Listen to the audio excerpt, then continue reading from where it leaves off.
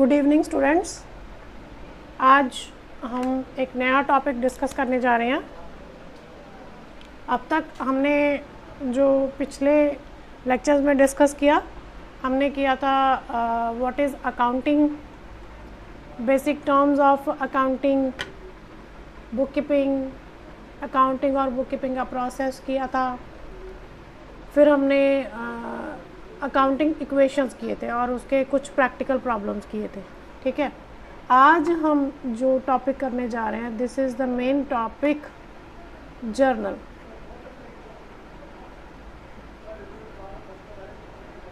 ठीक है जी, इसके साथ हमारा अकाउंटिंग स्टार्ट होता है, यानी हमारा जो बुक कीपिंग का प्रोसेस है वो जर्नल से स्टार्ट होता है। ठीक है, अब ये जर्नल क्या है? जर्नल क्या है?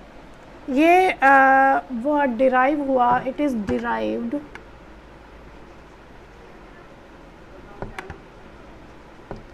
From a French word. कौन सा वर्ड है वो फ्रेंच वर्ड? वो है जॉर।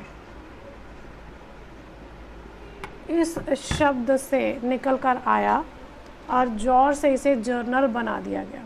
ठीक है, इसका मीनिंग क्या होता है? जॉर का मीनिंग होता है अ डे। ठीक है, it is derived from a French word, या journal is derived from a French word jour which means a day. ठीक है जी, इस बुक को, ये जर्नल जो है ये इट इज़ अ बुक।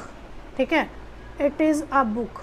ठीक है, और इसे कहा जाता है बुक ऑफ ओरिजिनल एंट्री। क्या कहा जाता है? It is known as book of original entry. अब बुक ऑफ ओरिजिनल एंट्री क्यों क्या कहा जाता है? बिकॉज फर्स्ट रिकॉर्डिंग जो होती है, first recording of business transaction जो होती है वो इसी बुक में की जाती है। ठीक है, is done in this book.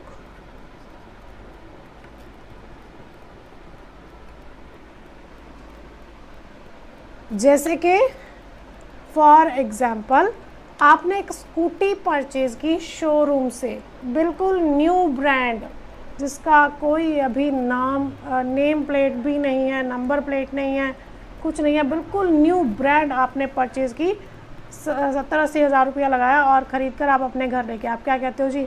Original है, बिल्कुल ओरिजिनल न्यू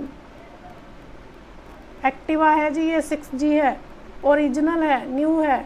ठीक है, लेकिन अगर आपने ये बुक किसी और से ख़रीदी है, पहले किसी ने ख़रीद रखी थी, आपने उससे परचेज़ किया, आप क्या कहते हो? सेकेंड हैंड है, हमने सेकेंड हैंड परचेज़ की है और 50% 80 हज़ार की थी, ये हमें 40 हज़ार की पड़ी है। ठीक है, तो अब जर्नल में क्योंकि पहली बार, इसका मतलब ये हो गया कि जो पहली बार होता है काम उसे हम ओरिजिनल कहते हैं। ठीक है, तो इसका मतलब पहली बार हमने रिकॉर्डिंग कहा कि हमारी इस बुक में की। ठीक है, पहली बार क्योंकि हमने जर्नल में रिकॉर्डिंग की, इसलिए इसे ओरिजिनल एंट्री बुक जो है वो कहा जाता है। ठीक है, और इसमें जो ट्रांजैक्शन रिकॉर्ड की जाती हैं उन सब की मॉनेटरी वैल्यू होती है। मॉनेटरी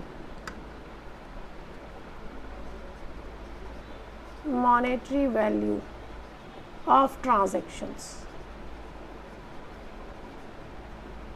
ठीक है, इनकी मॉनेटरी वैल्यू जो होती है वो ही रिकॉर्ड की जाती है, recorded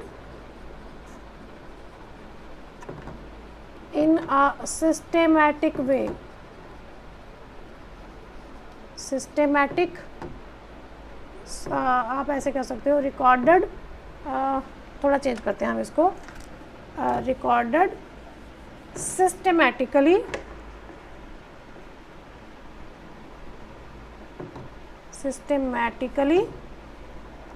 in chronological order। Chronological order. ठीक है, अब सिस्टमेटिकली तो हमें पता है कि हमें सीक्वेंस में रिकॉर्ड करना चाहिए। क्रोनोलॉजिकल ऑर्डर का मतलब क्या हुआ? क्रोनोलॉजिकल ऑर्डर का मतलब हुआ in order of their occurrence, in order of their occurrence, यानी जैसे जैसे ट्रांजैक्शन हुई वैसे वैसे ही हमने रिकॉर्ड किया। ठीक है, फॉर एग्जाम्पल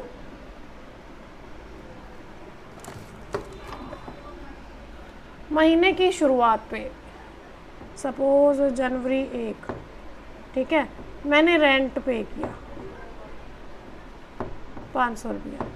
ठीक है, जनवरी 2 को मेरा सप्लायर आ गया, वो मुझे माल सप्लाई करना चाहता था, तो मैंने उसे कुछ स्टॉक परचेज़ किया। ये जो मेरी परचेज़ थी तकरीबन 20,000 की थी। यहाँ पे ये अमाउंट है आपकी। ठीक है, जनवरी 3 को मेरा सामान, क्योंकि मेरा होलसेल का बिज़नेस है, मैं रिटेल नहीं करता, तो मैंने कुछ स्टॉक सेल किया तकरीबन 25,000 का। अब आपको जी ख़रीदा तो 20,000 का और बेच रहे हो 25,000 का। अरे भाई, कोई पिछला स्टॉक भी तो पड़ा होएगा ना मेरे पास। सपोज़ जो पिछला स्टॉक है वो 40,000 का भी पड़ा है, तो मेरे पास 60,000 का माल पड़ा है, 25,000 का उसमें से मैंने सेल कर दिया। ठीक है, फिर जनवरी 3 को ही ये सेल करने के बाद मैंने कुछ और स्टॉक परचेज़ किया। ठीक है, ये परचेज़ मैंने किया 5,000 का।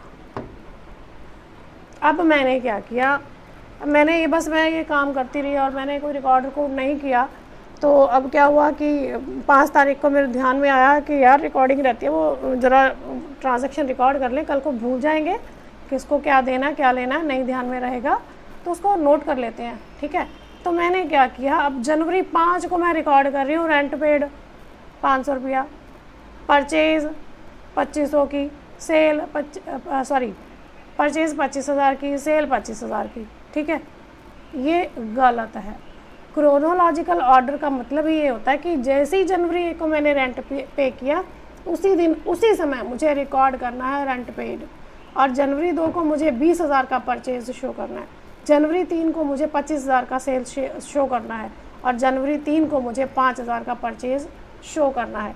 तो ये जैसे जैसे मेरे इवेंट्स होते गए वैसे वैसे ही मैं उन ट्रांजैक्शन को रिकॉर्ड करती गई साथ के साथ। उसे कहते हैं हम क्रोनोलॉजिकल ऑर्डर। ठीक है, अगर इसे हम फुल फ्लैज अगर हम कहना चाहें तो ये क्या हुआ कि जर्नल हैज़ बिन डिराइव्ड, दिखा देते हैं हम लोग आपको, journal has been derived from the French word jour which means a day. ठीक है, it is a book of original entry. All business transactions are recorded systematically in chronological order in monetary terms, यानी money value में इन्हें record किया जाता है। ठीक है, these transactions are on daily basis, और ये ट्रांजेक्शन डेली बेसिस पर होती हैं।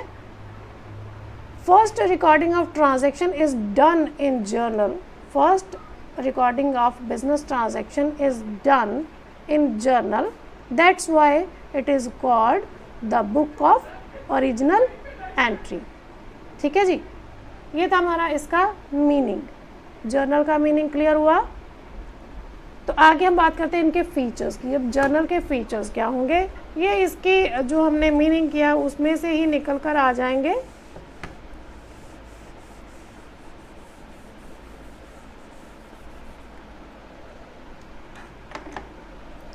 तो इसके फीचर्स क्या हैं जी,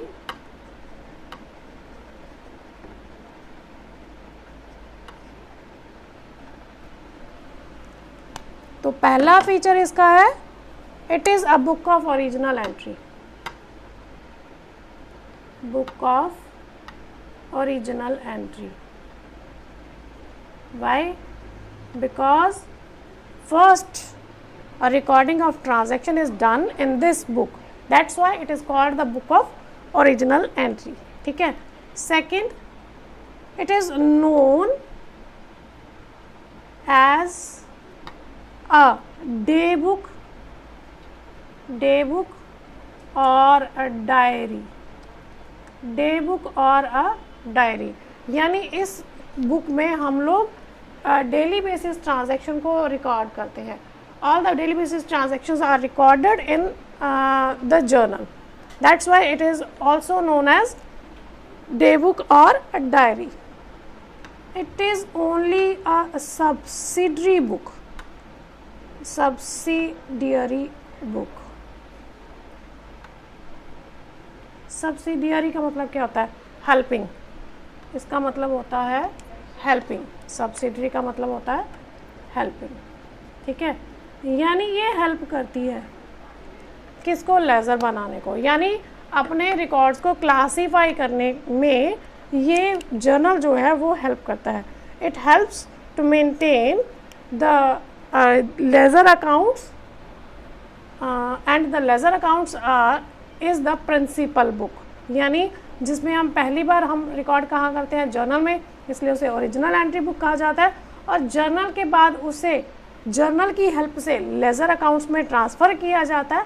यानी उन ट्रांजैक्शन को क्लासीफाई किया जाता है, अलग अलग कर दिया जाता है, ठीक है।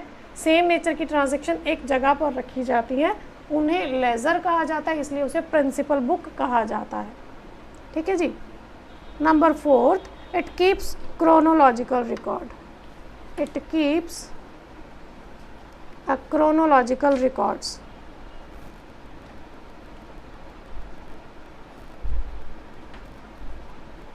अब ये तो मुझे बार बार रिपीट करने की ज़रूरत नहीं। क्रोनोलॉजिकल का मतलब होता है in the order of their occurrence. जैसे जैसे हमारे ट्रांजैक्शंस आती जाती हैं, साथ के साथ उन्हें रिकॉर्ड करते जाते हैं, ठीक है। It gives a complete picture of business. It gives a complete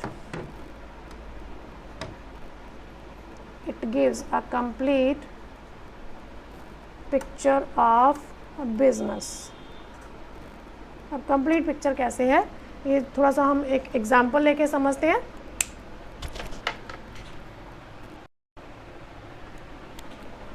हाँ जी, तो हम एग्ज़ाम्पल लेते हैं। जैसे मैंने आपको कहा कि फ़र्स्ट टाइम हम रिकॉर्डिंग करते हैं हमारी जर्नल में, उसके बाद हम उनका क्लासिफिकेशन कर देते हैं लेज़र में, ठीक है। यानी एक नेचर की ट्रांजैक्शन को एक जगह पर इकट्ठा कर दिया जाता है।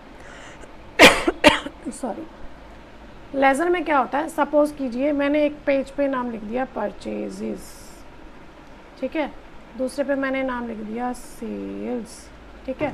तब मैं क्या करूँगी? परचेज़ वाले पेज पर जितनी भी मेरी परचेज़ की, 2 को हुई, 5 को हुई, 15 को हुई, 25 को हुई, जनवरी में हुई, फरवरी में हुई, अगस्त में हुई, जब भी हुई मैंने परचेज़ के पेज पर लिख दिया। इसी तरह से सेल के पेज पर मैंने अपना सेल का रिकॉर्ड कर दिया, ठीक है।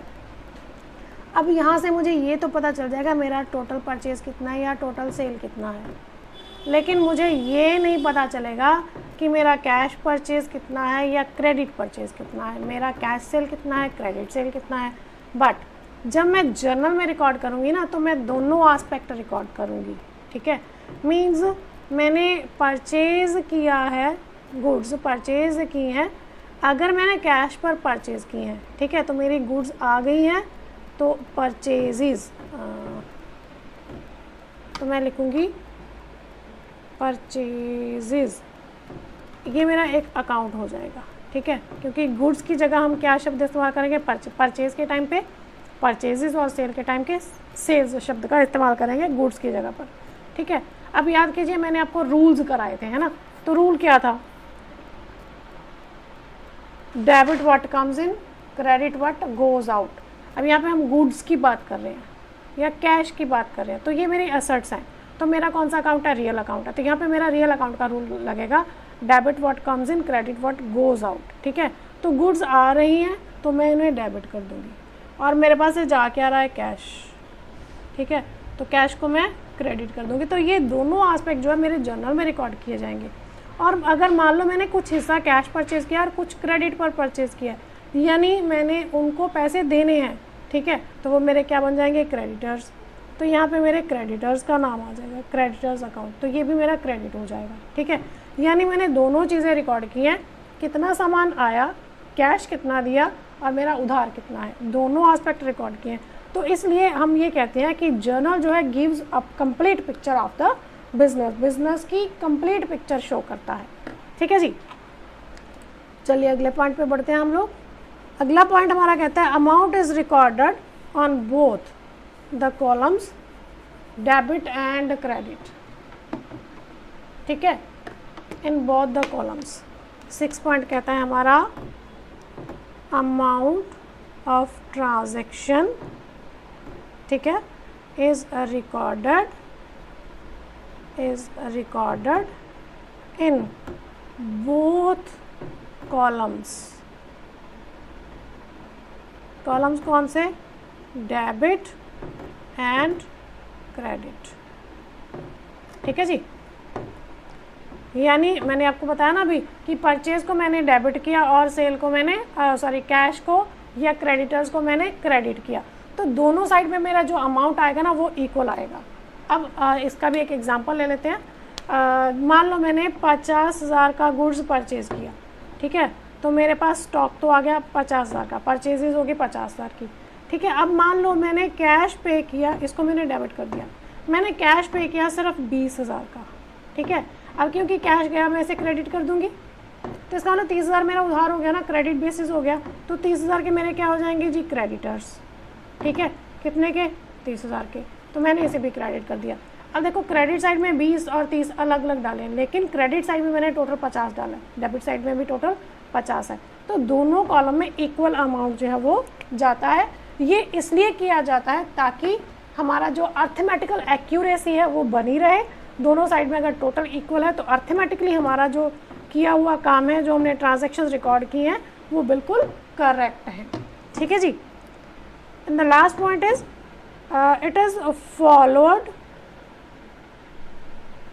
it is followed with a narration. What is a narration? Narration is a summary. Narration क्या है? Narration is a summary of transaction. ठीक है, जैसे मैंने आपको एग्जांपल दिया था, आपने ये ऊपर वाला सारा रिकॉर्ड कर नोट कर लिया होगा, तो हम इसे थोड़ा सा इरेज कर देते हैं क्योंकि अब हमें ज़रूरत नहीं है। तो एक बार हम रिवाइज कर लेते हैं। फर्स्ट हमने पीछे लिखा था book of original entry, second it is known as a day book और diary, it is a subsidiary book only, it keeps chronological records, it gives a complete picture of business, amount is recorded in both the columns debit and credit for the arithmetical accuracy, and the last is followed with followed with narration। ठीक है, अब ये narration क्या है हम इसको clear करते हैं।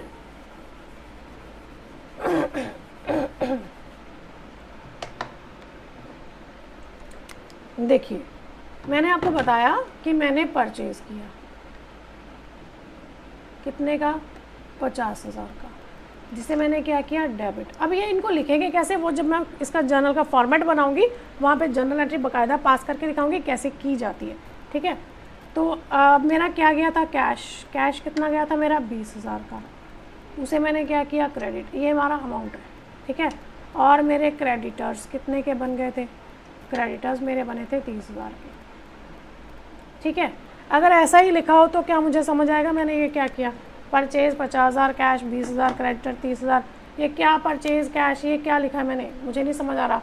अगर मैं इसी को 1 साल बाद देखूँ, 6 महीने बाद देखूँ, मुझे समझ नहीं आएगा क्या था ये। ठीक है, तो मैं क्या करती हूँ, इसकी एक समरी बना लेती हूँ। ये मैंने क्या किया, समरी को हम जो नरेशन, इसे समरी को क्या कहते हैं? नरेशन। इस नरेशन को हम लिखते हैं, शुरुआत करते हैं इसकी फॉर के साथ या फिर बीइंग के साथ। ठीक है, जब मैं ग्रेजुएशन कर रही थी, +1 +2 किया था और ग्रेजुएशन किया था, बीकॉम किया था, हमारे टाइम पे हम लोग वर्ड यूज़ करते थे बीइंग, बट आजकल लेटेस्ट जो है इसका फॉर भी चल पड़ा है, तो हम फॉर भी यूज़ कर सकते हैं। फॉर, मैं क्या लिखूँगी, goods purchased on cash and credit basis. अब देखो ये नरेशन मुझे बिल्कुल क्लियर कर रहा है, ये समरी मुझे क्लियर कर रही है कि ये मैंने क्या रिकॉर्ड किया है कि मैंने गुड्स परचेज की, कितने की, 50,000 की, ऑन कैश, कैश कितना पे किया मैंने, 20,000 का, एंड क्रेडिट बेसिस, और मेरे क्रेडिटर्स कितने के रहे, 30,000 के। ठीक है, तो इस समरी को नरेशन कहा जाता है। और जितनी भी ट्रांजैक्शन रिकॉर्ड की जाएंगी, हर ट्रांजैक्शन के साथ इस नरेशन का होना ज़रूरी है, उसके बिना हमारा ट्रांजैक्शन जो हमने रिकॉर्ड किया वो इनकम्प्लीट माना जाता है। ठीक है जी, तो ये तो था हमारा जर्नल क्या है, उसके फीचर्स क्या हैं। ठीक है, अब जर्नल की हमें ज़रूरत क्यों है, जर्नल की हमें ज़रूरत इसलिए है, ये मैंने आपको जब बुक कीपिंग कराया था तब भी मैंने यही एग्जांपल आपको दिया था कि हमें ये याद नहीं है हमने कल क्या खाया था, कल वाला हो सकता है हमें याद हो हमने ब्रेकफास्ट क्या किया था, लंच क्या किया था, डिनर क्या किया था, परसों वाला शायद थोड़ा सा सोचे तो याद आ जाएगा, उसके एक दिन पहले का भी थोड़ा सा सोचने से याद आ जाएगा। लेकिन अगर एक हफ़्ता पहले आपने क्या खाया था, बुधवार को, वेडनेसडे को, लास्ट वीक में आपने क्या खाया था, आपको याद आएगा, बहुत सारा दिमाग पे जोर डालना पड़ेगा, शायद हमें याद आ जाए। लेकिन एक महीना पहले, 1 मंथ बिफोर आपने क्या खाया था वेडनेसडे को, याद आएगा, नहीं आएगा, है ना। तो इसी वजह से हमें ये जर्नल जो है वो बनाना पड़ता है, मेंटेन करना पड़ता है, ताकि हम हर वो आइटम, हर वो ट्रांजैक्शन याद रख सके कि हमने किसको कितना लेना है, किसको कितना देना है, हमने कितना परचेज़ किया, हमने कितना सेल किया, हमारे एक्सपेंडिचर कितने हैं, हमारी इनकम्स कितनी है। ये सारी चीज़ों को ध्यान में रखने के लिए अपने बिज़नेस में एक पर्टिकुलर टाइम पीरियड के दौरान सारी ट्रांजैक्शन से हमें प्रॉफिट हुआ या लॉस हुआ, ये जानने के लिए हमें ये रिकॉर्ड्स मेंटेन करने पड़ते हैं। इसीलिए हमें ये जर्नल जो है वो बनाना पड़ता है। जर्नल के फंक्शंस क्या हैं, ये फर्स्ट ट्रांजैक्शन रिकॉर्ड करता है, इसलिए ये ओरिजिनल एंट्री बुक होता है। ठीक है, और ये क्रोनोलॉजिकल ऑर्डर में एक सिस्टमेटिकली मैनर में ट्रांजैक्शंस को रिकॉर्ड करता है। ठीक है, और बिज़नेस की कंप्लीट पिक्चर प्रोवाइड करता है। ये इसके फंक्शंस हैं। ठीक है जी, तो अब आगे चलते हैं हम इसके फॉर्मेट के ऊपर कि इसका फॉर्मेट क्या होता है। तो देखिए मैं आपको फॉर्मेट बनाकर दिखाती हूँ। हेडिंग हमारा फॉर्मेट का हमने लिखा ही हुआ है तो चेंज नहीं करते हम, ये हमारा हेडिंग हो गया। ठीक है, सबसे पहले हमारा हेडिंग आता है जर्नल, उसके बाद हम इस तरह से एक रो बना लेते हैं। ठीक है, फिर इस रो में कुछ कॉलम्स बनाए जाते हैं।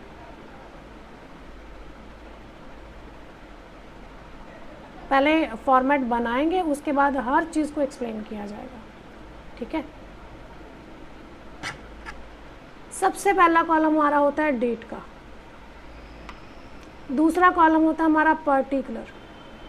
पर्टिकुलर मतलब जो भी हमने सेल परचेज किया है या कैश आया है, कैश गया या एक्सपेंडिचर पे किए हैं, दीज आर द पर्टिकुलर्स।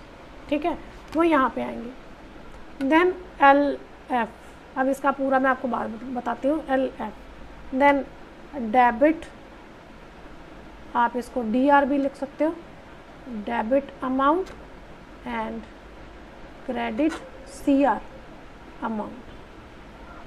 ठीक है जी, ये हमारा इसका फॉर्मेट है। सबसे पहले हम बात करते हैं डेट की। डेट वाले कॉलम में हमारी डेट लिखी जाएगी। 1 तारीख को हमारी ट्रांजैक्शन हुई, वो डेट लिखेंगे।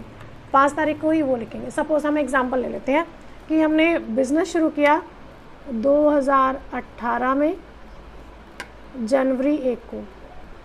ठीक है, और हमारे पास बिज़नेस में ओनर ने पैसा लगा दिया, यानी कैपिटल आ गया। बिज़नेस में क्या आया, कैश आया। सपोज उसने कैश लगाया। ठीक है, तो अब कैश जो मेरा रियल अकाउंट है, क्योंकि मेरी एसेट है, रियल अकाउंट है, तो debit what comes in, cash आया तो उसे मुझे क्या करना है, डेबिट।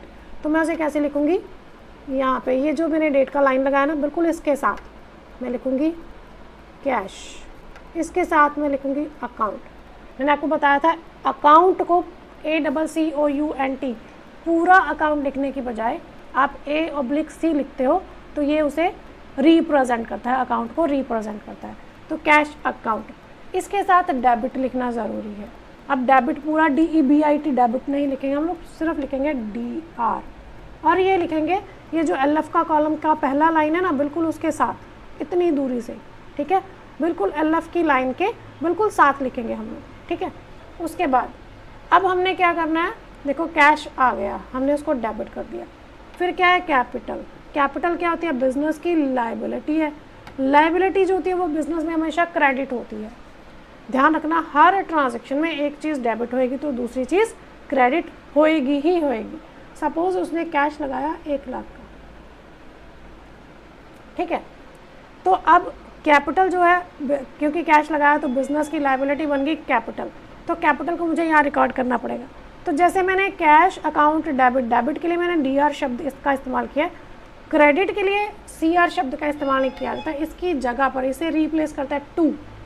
क्या रिप्लेस करता है, टू, ठीक है। तो CR की जगह हम क्या लिखते हैं, टू। जो आइटम डेबिट है उसके लिए हम DR ही इस्तेमाल करेंगे, लेकिन क्रेडिट के लिए हम शब्द इस्तेमाल करेंगे टू। तो यहाँ पे कैश से, यहाँ पे ना थोड़ा जैसे एक फिंगर का गैप छोड़ दीजिए आप, तो यहाँ पे लिखिए टू, क्रेडिट पहले आ जाता है, ठीक है। टू क्या लिखेंगे, कैपिटल। सपोज यहाँ पे जो ओनर है वो है राजेश, तो हम लिखेंगे राजेश कैपिटल, कैपिटल अकाउंट, ठीक है जी। तो अब ये डेबिट था तो हमने डेबिट वाले कॉलम में अमाउंट लिखा था। अब ये क्रेडिट है, टू लिखा है तो मीन्स ये क्रेडिट है, तो क्रेडिट वाले कॉलम में अमाउंट चला जाएगा। सेम अमाउंट आ गया, दोनों साइड में टोटल इक्वल है, 1 लाख इधर 1 लाख इधर। जैसे हमने इक्वेशन में दोनों साइड का टोटल इक्वल रखा था ना, वैसे ही यहाँ पे डेबिट और क्रेडिट दोनों कॉलम का टोटल जो है वो इक्वल रहना चाहिए, ठीक है जी। तो ये तो हुआ हमारा, हमने ट्रांजैक्शन रिकॉर्ड किया।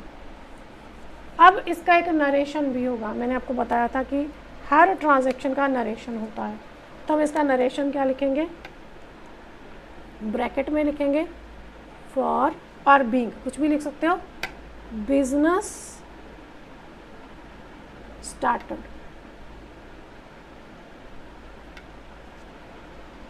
विद कैश हमें लिखने की ज़रूरत नहीं है, क्योंकि अकेला कैश हमें नज़र आ रहा है कि कैश दिया गया है बिजनेस को, ठीक है।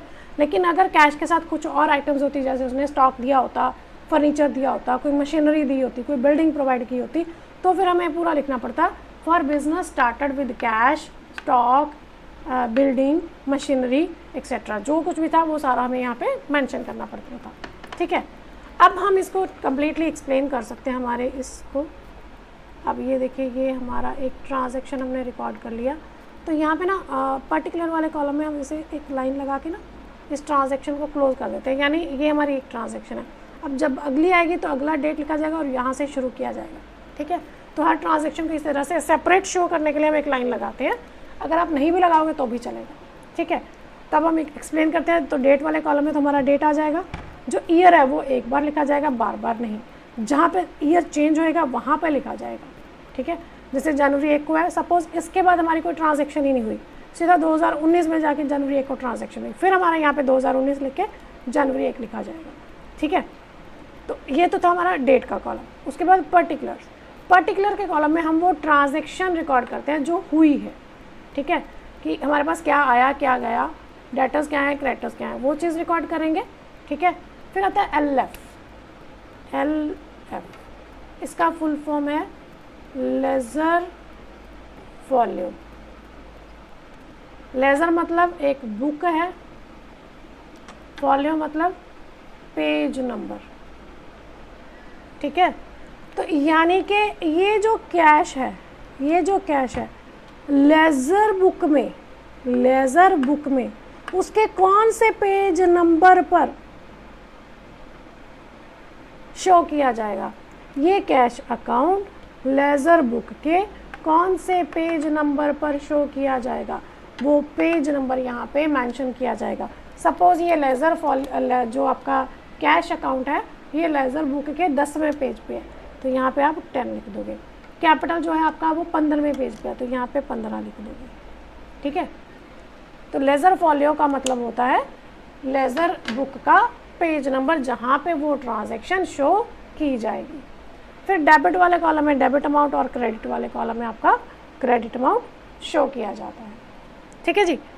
नरेशन हम आपको क्लियर कर चुके हैं। ये नरेशन है जो फॉर या बीइंग के साथ स्टार्ट किया जाता है, जो हमारी ट्रांजैक्शन की समरी है, जो हमें बताता है कि ये ट्रांजैक्शन किस चीज़ से रिलेटेड है, किस बात से रिलेटेड है, ठीक है जी।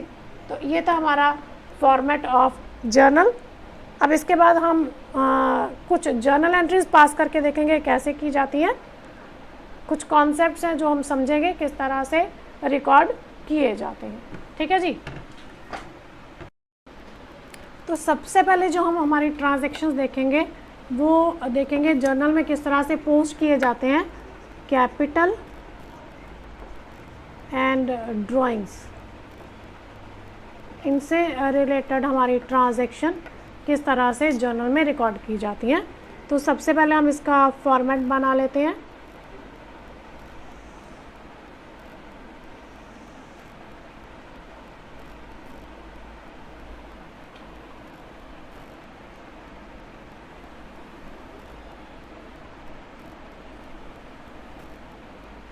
एलएफ का कॉलम हम बिल्कुल छोटा सा बनाएंगे क्योंकि फ़िलहाल हमारे पास कोई पेज नंबर वगैरह कुछ भी मेंशन नहीं है, तो हमें इसकी ज़रूरत नहीं पड़ेगी।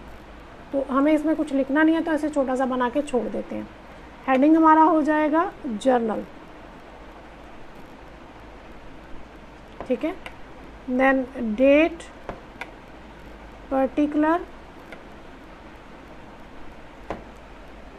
एलएफ, यहाँ पे आप डीआर और सीआर भी लिख दोगे तो इसका मतलब अमाउंट ही आएगा। यहाँ पे आप इसके साथ ऐसे लिख सकते हो रुपीज़, कि आप अमाउंट नोट कर लो यहाँ पे, ठीक है। तो चलिए बात करते हैं हम लोग। हमारे पास एक क्वेश्चन है, कहता है कि 2019 में सीके प्रहलाद ने एक बिज़नेस शुरू किया। 2019 में, तो हमें साल पता लग गया। चलिए हम लिख लेते हैं यहाँ पे 2019। ध्यान रखिएगा हमारा जो करंट ईयर होता है वो अप्रैल टू मार्च होता है, 1 अप्रैल टू 31 मार्च। तो इसने भी सीके प्रहलाद ने भी अपना जो बिज़नेस शुरू किया वो 1 अप्रैल से ही शुरू किया, ठीक है। तो 1 अप्रैल की पहली ट्रांजैक्शन उसकी ये कहती है कि Prahlad commenced business with cash ₹2,40,000। Prahlad ने बिजनेस शुरू किया। देखिए मैं आपको दिखा देती हूँ पूरा स्टेटमेंट। कहता Prahlad commenced business with cash ₹2,40,000। अब प्रहलाद जो है वो ओनर है बिजनेस का, तो उसने बिजनेस में क्या लगाया, कैश लगाया। कौन सी डेट को, अप्रैल 1, ठीक है। अब बिजनेस में क्या आया, कैश, कितना, 2,40,000, 2,40,000। बिजनेस में क्या आया, कैश।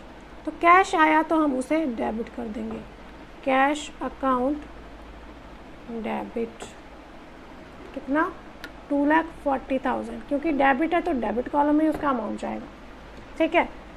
अब क्योंकि बिजनेस शुरू हुआ है, प्रहलाद ने लगाया, Prahlad owner of the business है, तो अगर उसने जो भी बिजनेस में लगाया वो उसकी क्या हो जाती है, कैपिटल हो जाती है, टू कैपिटल अकाउंट। अगर आप यहाँ पे प्रहलाद कैपिटल लिखोगे तब भी चलेगा, अगर अकेला कैपिटल अकाउंट लिखोगे तब भी चल जाएगा आपका, ठीक है जी।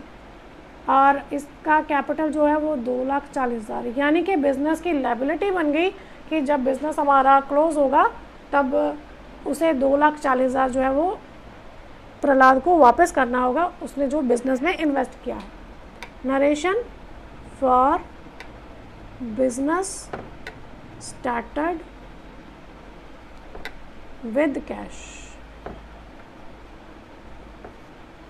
कुछ चीज़ें मैं शॉर्ट फॉर्म में लिख देती हूँ बेटा, तो आप लोगों ने उसको पूरा लिखना है, ठीक है। तुम्हारा पहला स्टेटमेंट जो है वो कंप्लीट हो गया। एक बार दोबारा से ध्यान से सुन लीजिए। 1 अप्रैल को प्रहलाद ने बिज़नेस शुरू किया, उसने कैश इन्वेस्ट किया बिज़नेस में चलाने के लिए, तो बिज़नेस में आ गया cash, cash account debit. Cash जो है डेट वाली लाइन के साथ मैंने बिल्कुल स्टार्ट किया है, क्योंकि बिज़नेस में आया है तो ये डेबिट हो गया, तो इसका अमाउंट हमने डेबिट कॉलम में लिख दिया। अब क्योंकि ओनर ने लगाया है तो ये बिजनेस के लिए कैपिटल होगी, कैपिटल हमेशा लायबिलिटी होती है तो वो क्रेडिट हो जाती है। तो क्रेडिट को हम डिनोट करते हैं 2 के साथ, यानी 2 जो है वो क्रेडिट को रिप्रेजेंट करता है। तो हमने कम से कम एक फिंगर का गैप छोड़ के, लाइन से एक फिंगर का गैप छोड़ के हमने 2 कैपिटल लिखा और क्रेडिट साइड में अमाउंट लिख दिया 2,40,000। ठीक है जी। ये गैप हमने इसलिए छोड़ा है ताकि हमें दोनों चीज़ें अलग अलग नजर आएँ, डेबिट और क्रेडिट का अलग अलग पता चले। और उसको हमने क्लोज किया हमारी नरेशन के साथ, for business started with cash. ठीक है जी। अब अगला स्टेटमेंट हमारा कहता है cash withdrawn for business for personal use 18,500, यानी अप्रैल 4 को कैश विड्रॉ किया गया। ठीक है, फॉर पर्सनल यूज़ है तो ड्राइंग्स हो गई। ठीक है, अब याद कीजिए अकाउंटिंग इक्वेशन में हमने क्या किया था, एक तो हमारा कैश कम किया था, दूसरा हमने कैपिटल कम कर दी थी। ठीक है, तो यहाँ पे हमारा अब कैपिटल का कोई लेना देना नहीं है फ़िलहाल। हम क्या करेंगे, हमारी डेट थी अप्रैल 4, पहले हम लिख लेंगे अप्रैल 4। अब हमारे पास से गया क्या गया, कैश गया। ठीक है, तो कैश गया तो यहाँ पे एक आइटम डेबिट होएगी तो कैश हमारा क्रेडिट होएगा टू कैश अकाउंट। कितना गया जी, ये गया हमारा 18,500, क्योंकि क्रेडिट है तो क्रेडिट साइड में बिल्कुल इसके सामने हम लिख देंगे 18,500, इसी लाइन में बिल्कुल सामने। ठीक है, अब डेबिट किसे करें, ओनर का नाम तो लिख नहीं सकते, हालांकि विड्रॉ किसने किया, प्रहलाद ने, ओनर ने, पर ओनर का नाम नहीं लिख सकते। तो हमने कहा था कि जब ओनर बिजनेस में कुछ लगाएगा वो कैपिटल हो जाएगा। अगर वो पर्सनल यूज़ के लिए कुछ विड्रॉ करेगा, चाहे वो कैश है या गुड्स हैं या कोई एसेट है, अगर वो पर्सनल यूज़ के लिए विड्रॉ करता है तो उसके लिए ड्राइंग्स हो जाती हैं। तो यहाँ पे हमारी ड्राइंग्स जो हैं वो डेबिट हो जाएंगी, ड्राइंग्स अकाउंट डेबिट, और डेबिट कॉलम में आ जाएगा 18,500। देखिए अभी तक दोनों साइड में हमारा टोटल जो है वो इक्वल चल रहा है। ठीक है, अब इसका नरेशन आ जाएगा, फॉर कैश विड्रॉन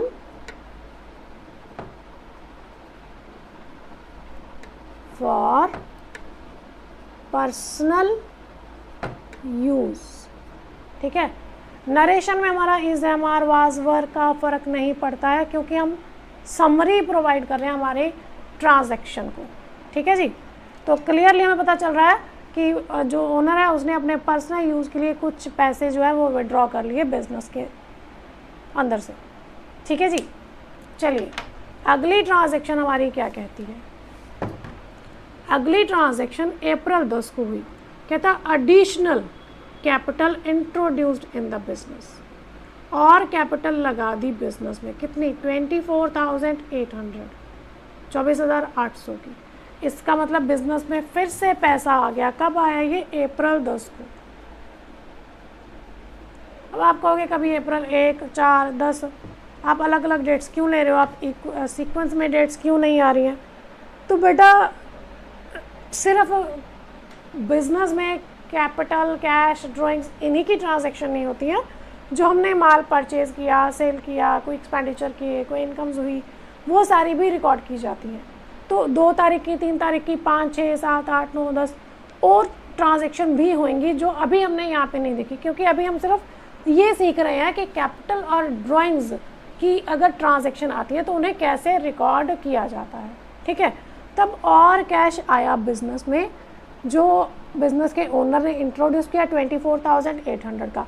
इसका मतलब कैश और आ गया, कैश और आ गया, कैश अकाउंट डेबिट 2, क्योंकि कैपिटल ही इन्वेस्ट किया गया है तो 2 कैपिटल। अगर सिर्फ इतना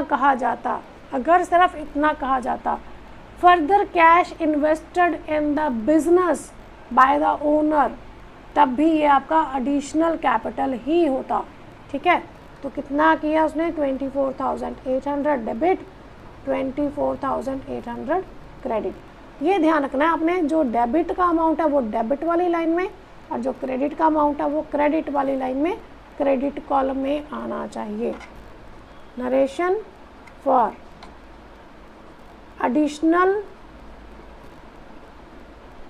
कैपिटल इंट्रोड्यूस्ड।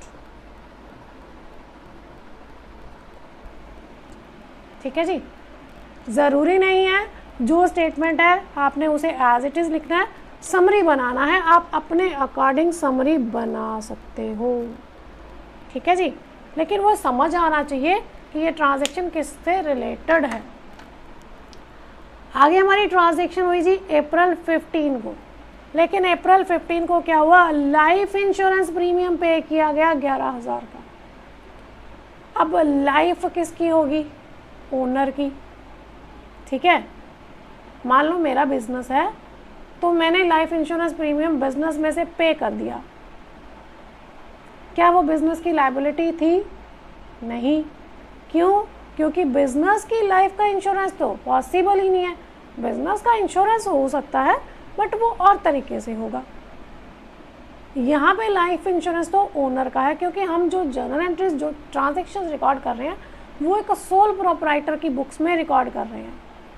ठीक है, तो यहाँ पे मेरी लाइफ है, मैंने अपनी लाइफ इंश्योरेंस प्रीमियम अपना पॉलिसी ले रखी थी, उसका प्रीमियम ड्यू था और मैंने बिजनेस में से वो पैसा पे कर दिया। अब मैंने अपने पर्सनल इस्तेमाल के लिए उस पैसे का इस्तेमाल किया, तो अप्रैल 15 गया क्या, कैश। कितना गया, 11,000 का। To cash account, credit side में, क्रेडिट कॉलम में 11,000। लेकिन वो मैंने अपना प्रीमियम पे करने के लिए किया, तो अपना पर्सनल यूज़ लिया, तो मेरी क्या हो जाएंगी, ड्राइंग्स। ठीक है, नरेशन क्या हो जाएगा, फॉर LIC प्रीमियम पेड।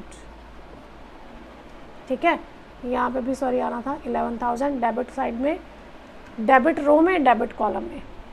ठीक है जी, तो ड्राइंग से विड्रॉ हुई। अब यहाँ पे एक बात और बता देती हूँ, ये आपका LIC प्रीमियम हो गया, यानी लाइफ इंश्योरेंस प्रीमियम हो गया। इनकम टैक्स, अगर इनकम टैक्स भी पे किया जाता है ना, तो ये दोनों ही ड्राइंग्स हो जाएंगी, क्योंकि इनकम टैक्स भी ओनर पे करेगा, बिजनेस नहीं पे करेगा। ठीक है, अगर सेल्स टैक्स हो, सपोज सेल्स टैक्स हो, या जैसे GST है, तो ये क्या है, ये बिजनेस के हैं। ठीक है, तो ये एज इट इज़ रिकॉर्ड होंगे, लेकिन इनकम टैक्स और LIC प्रीमियम जो है वो ड्राइंग्स कंसिडर किया जाता है। ठीक है जी, एक लास्ट ट्रांजैक्शन और है इस क्वेश्चन में, अप्रैल 20। अब हमारा पेज थोड़ा छोटा पड़ गया, हम लाइनिंग को बढ़ा लेते हैं।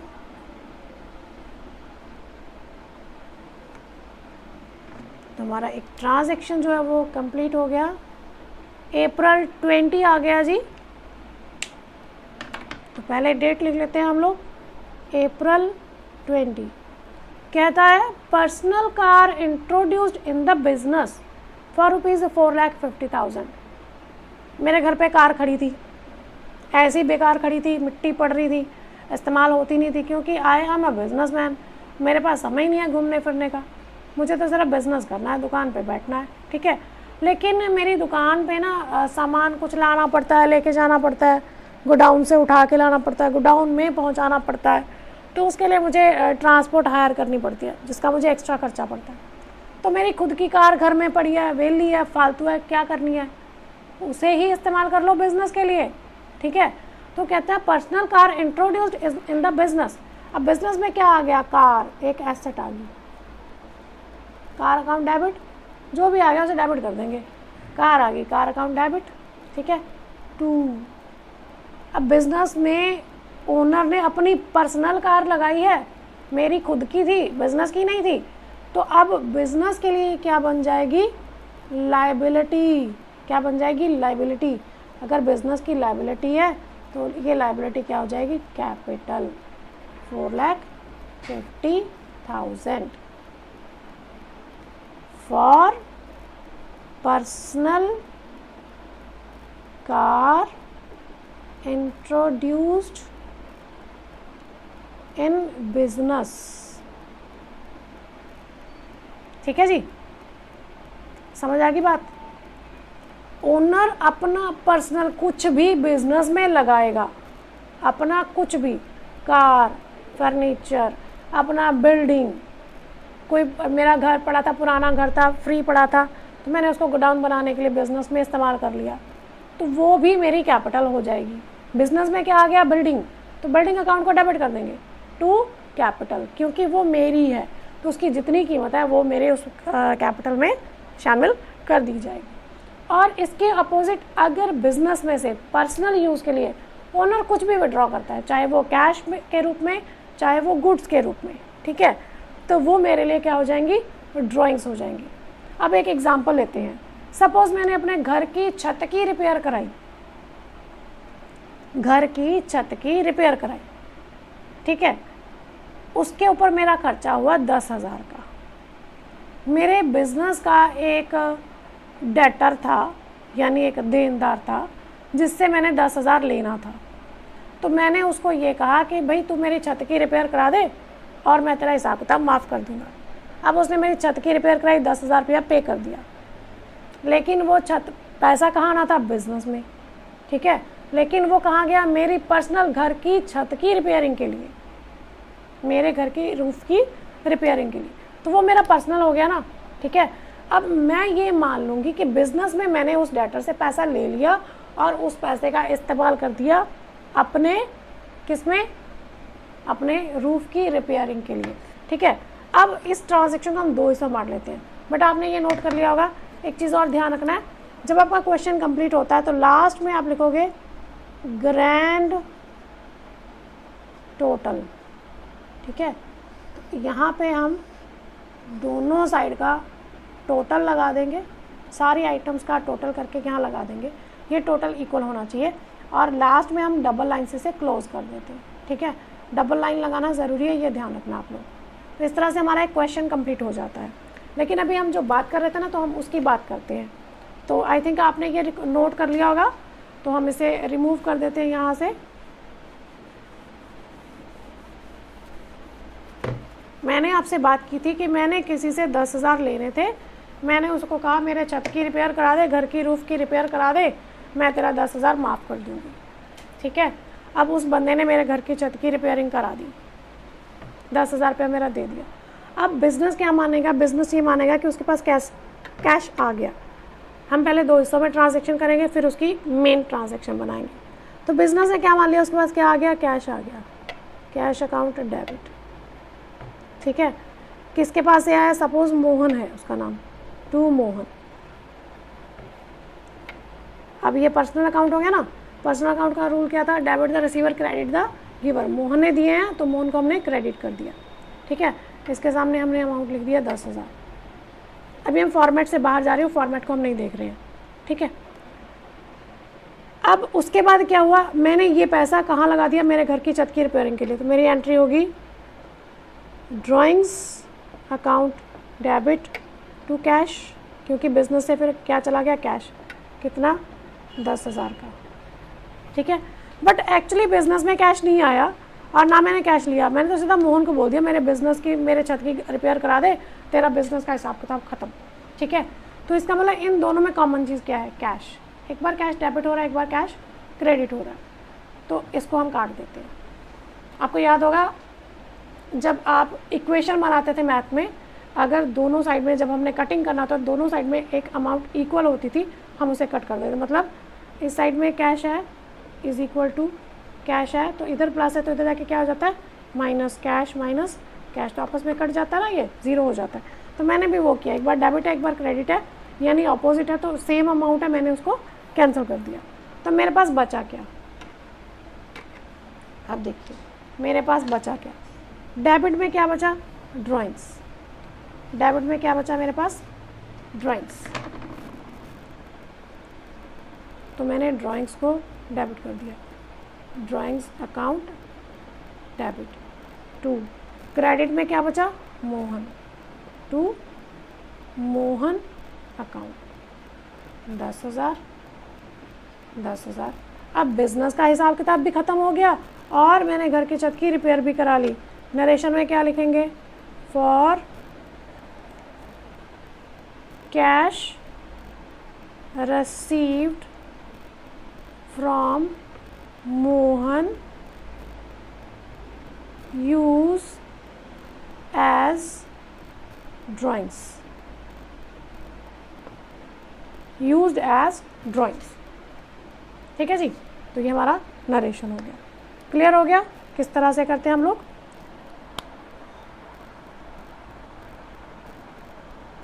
अच्छा, एक और ट्रांजैक्शन की बात करते हैं। Owner paid rent, owner paid rent for his residential house ₹10,000 from his personal pocket, from his personal pocket। तो इसकी क्या ट्रांजैक्शन होएगी बताइए, फिर से बता देते हैं। Rent of residential house paid by owner from his personal pocket।